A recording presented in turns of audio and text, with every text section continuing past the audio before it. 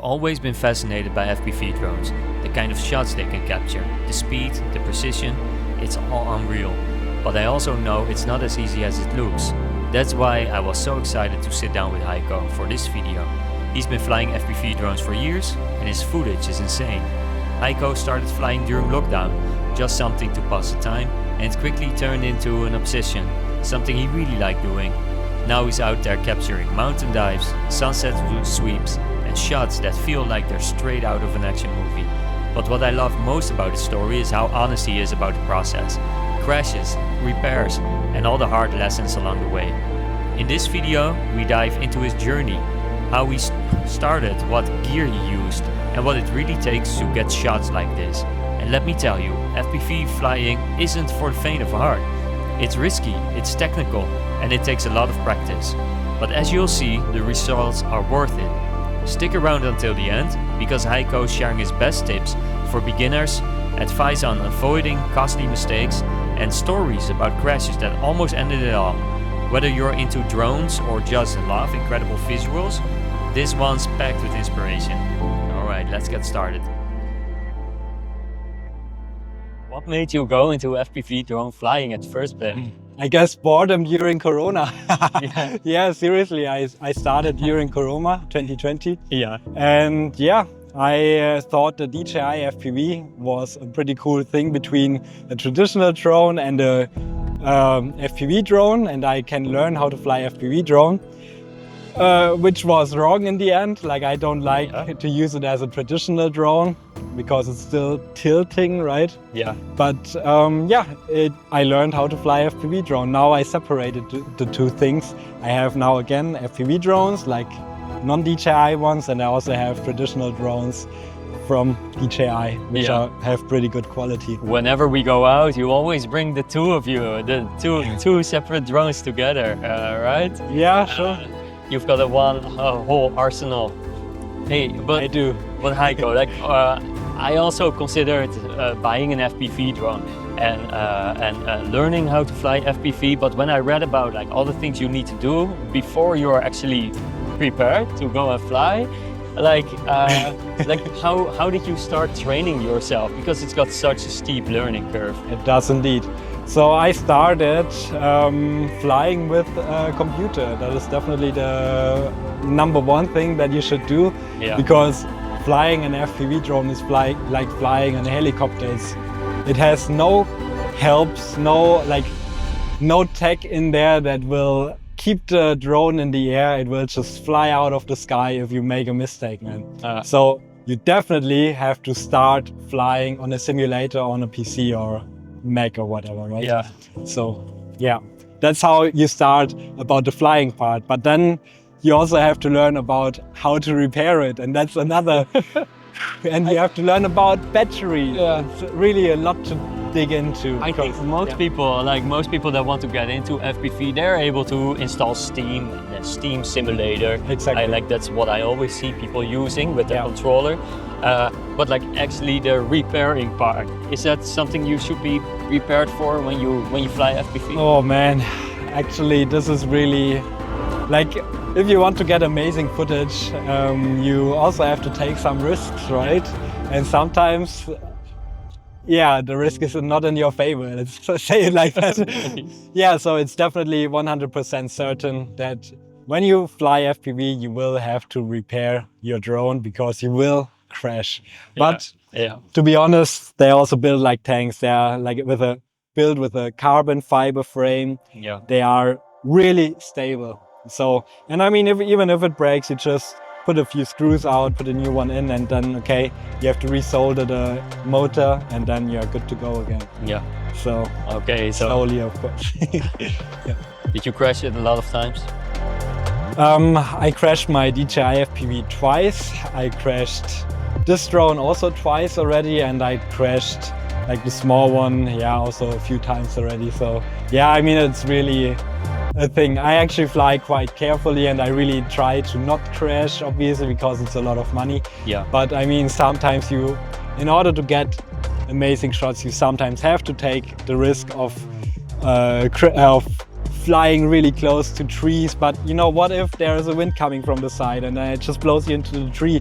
Sometimes you can't react anymore. Yeah. And then you are, Okay. I would say it. Yeah. Exactly. You know what I want to say. Yeah, exactly. What can you do to like what is your #1 tip for starting flyers or people that try to fly FPV drone to not hop into the trees? Or like I show you. what helps you the most? Big time helped me the most. There's no shortcut. You really just have to fly, at least in a simulator. Fly in the simulator until you feel safe. It's not the same, especially the biggest difference that I always have to laugh about a little bit, because I already experienced that a few times myself. Yeah. In a simulator, you stop doing that, you know, and then it falls down slowly, you know, like a feather kinda. And when you do that in real time, man, it comes down like a bomb or something. Like it really, that's why you really gotta be careful also flying over people. That you don't make any mistakes, that you are 100% certain. Maybe with a drone like that, you shouldn't even fly over people. This setup is about 700 grams. Imagine it comes down from 30 meters or even higher, or only 5 meters. You're gonna feel that this person is gonna die, man. It's just how it is. It's a serious business. It is, of course. After how many hours did you feel confident to fly a real drone? I have no idea.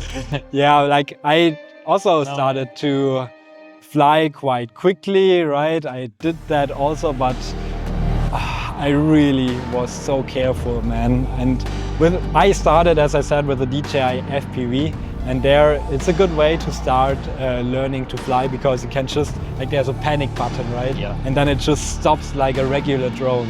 Yeah. The difference between this drone and like an FPV drone and a traditional drone is mainly that, the traditional drone, it stays in the air. If you just stop doing anything, it just stays, you know, skips back to neutral like this, right? And it stops.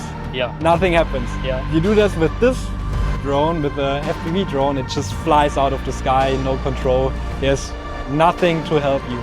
It will fly out of the sky.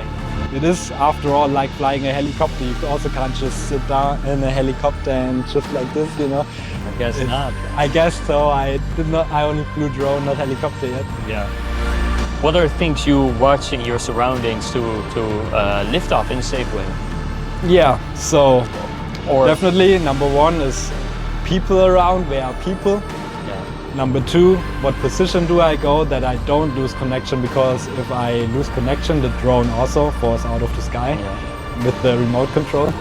And what obstacles are in my way? Where should I fly? I have to think about where I want to fly first, because if I fly, for example, between I don't know, buildings or something, or I fly into a forest or something, I go down, and the remote and the drone don't have the direct connection anymore. Yeah, you might luck out, or how do you say in English? Okay, yeah. You might be out of luck. That's okay, fair enough. Okay, so you take that into account. The wires are a big thing. Oh yeah. Are they visible in your goggles, or do you need to be aware of them before you start flying? It depends what kind of system you're flying. If you fly analog, it might be like, it's like with the old TVs, right? Yeah. And it's very easy that there are disturbances in there, right? So there you probably don't see it. So with my system here, this one is also not the newest up-to-date one, but it's also digital already, and there I can see it already. But now with the DJI O3 unit, for example, it records in 4K also, you see quite clearly. But anyway, it's still very small, and you fly fast, so I already hit a cable once while sitting in a car following our car, and his drone was destroyed. Savage. Yeah. Okay. What's the most sick shot you've made so far that you are proud of? Oh, there are quite a few actually that I really love. Yeah, like one was actually even about this bridge with the.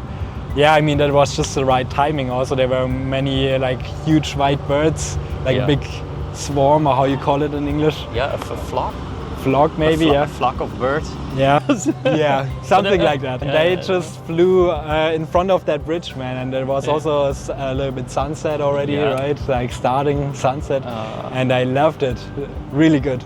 Or another one was also in starting in a forest, going up through the trees basically, and it was all completely snow, right? Yeah. I loved that shot. And then you see a castle there coming up. This one is also one of my favorite ones.